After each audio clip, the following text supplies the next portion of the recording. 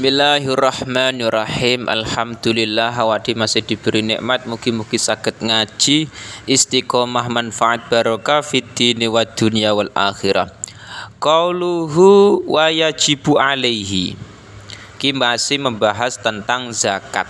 Nah, kemarin kita bahas zakat masyiyah atau hewan.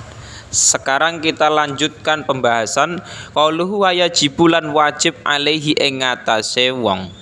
Apa ayat ta'ala apa yen to belajar sapa wong mak ing perkara aujabahu ingkang majibake hu ing ma sapa Allahu taala sapa Allah taala.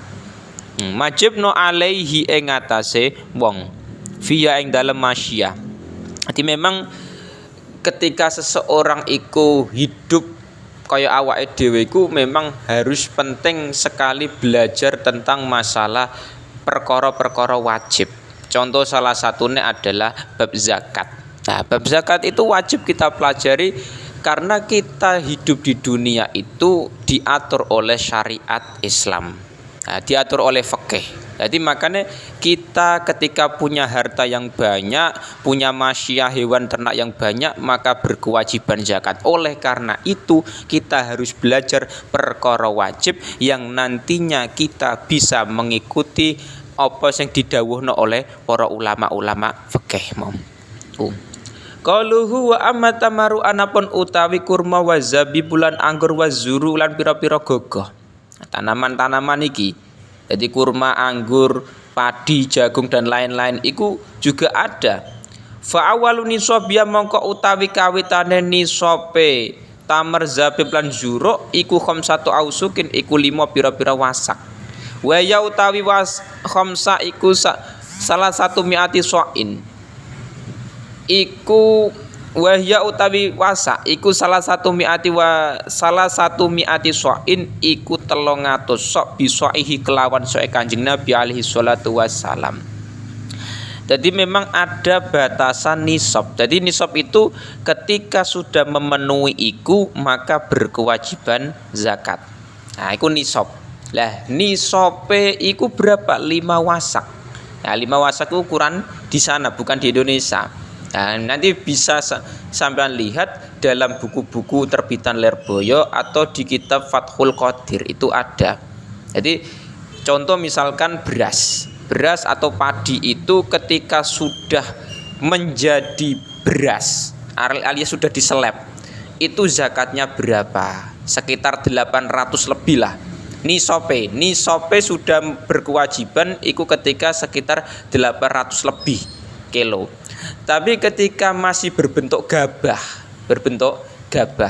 itu zakatnya nisabnya iku 1600 sekian kilo. Nah, kurang lebih segitu. Nah, itu memang bisa kita lihat di kitab Fathul Qadir. Begitupun juga nanti yang lain-lain. Nah, jadi ada jagung dan lain-lain itu juga berkewajiban zakat. Makanan-makanan pokok seperti beras, jagung, kedelai dan lain-lain itu juga ada zakatnya. Ketika sudah memenuhi nisab maka itulah dia berkewajiban zakat. Nah, itu penting sekali. Makanya kita harus belajar iku mau.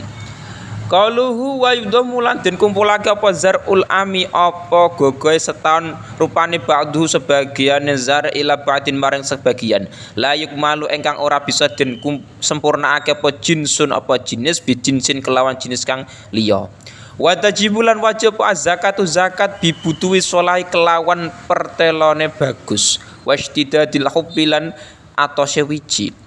Jadi memang dalam zakat tanaman ini itu catatannya apa? Ketika memang sudah layak atau sudah bagus dan kondisinya atos atau keras. Jadi misalkan kayak padi gitu kan sudah saatnya panen.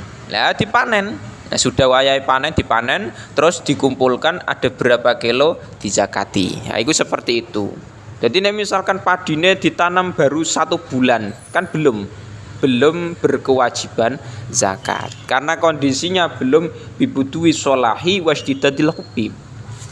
Wa yajibulan wajib fiha ing dalem kabeh ku mau fiha ing dalem tamar zabib lan zuru apa al usyuru apa 1/10 ilam tusqa lamun ora den sirami apa zuro tamar zabib mau bimu'natin kelawan biaya. Zakatnya berapa? Zakatnya itu ketika memang tidak memakai biaya pengairan, maka 10%. 10%. Jadi misalkan panen, hasil panen itu ada sekitar 2000 kilo. 2000 kilo. Nah, sudah berkewajiban zakat.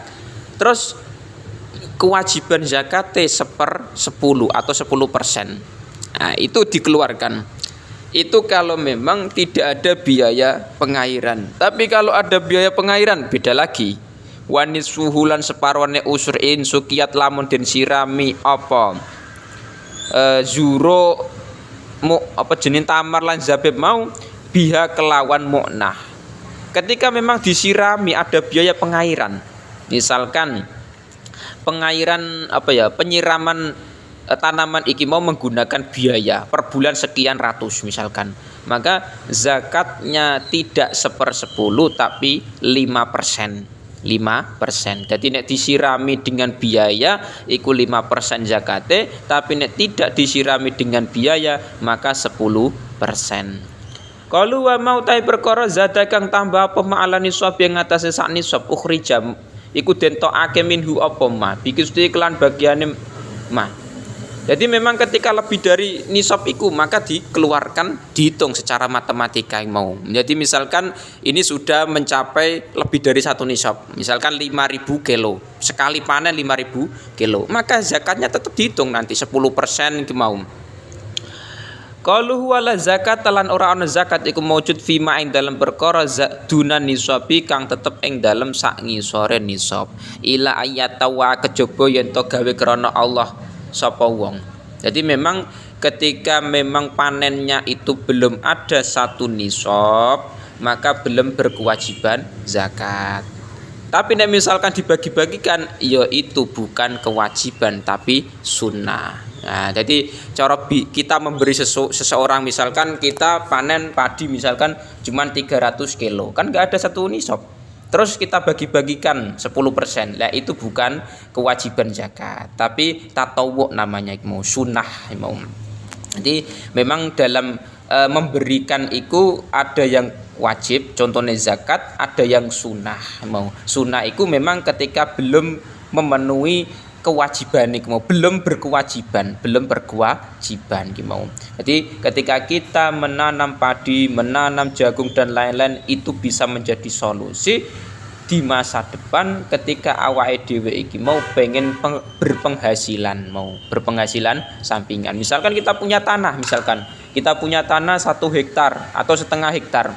Ya, daripada nganggur, bisa tanami padi monggo, atau ditanami jagung silakan, kedelai silakan. Lah itu nanti hasilnya bisa dibuat sampingan usaha. Jadi kita menanam misalkan jagung atau kedelai, terus kita bisa kerja yang lain itu sebagai usaha sampingan. Lah ketika memang sudah memenuhi 1 nisab hasil panen itu maka berkewajiban zakat. Ketika belum memenuhi 1 nisab maka belum berkewajiban zakat. Cuman ketika kita memberikan sebagian kepada orang lain itu bukan wajib tapi tatawwu namanya. Nah, itu solusi dari para ulama. Memang ketika kita usaha sampingan seperti itu memang ada zakatnya. Jadi ini solusi ketika kita ingin punya penghasilan dari tanah yang nganggur, pengen punya penghasilan ya wis ditanami ki mau. Nah, tapi ketika ada solusi penanaman kayak gini kita harus berkewajiban zakat kalau memang sudah memenuhi 1 nisab mau. Dan ada catatan lain mau. Makanya perlu perbandingan kitab yang banyak, syaratnya itu apa saja. Lah itu dijelaskan di kitab Takrib ada, di kitab Tahrir juga ada.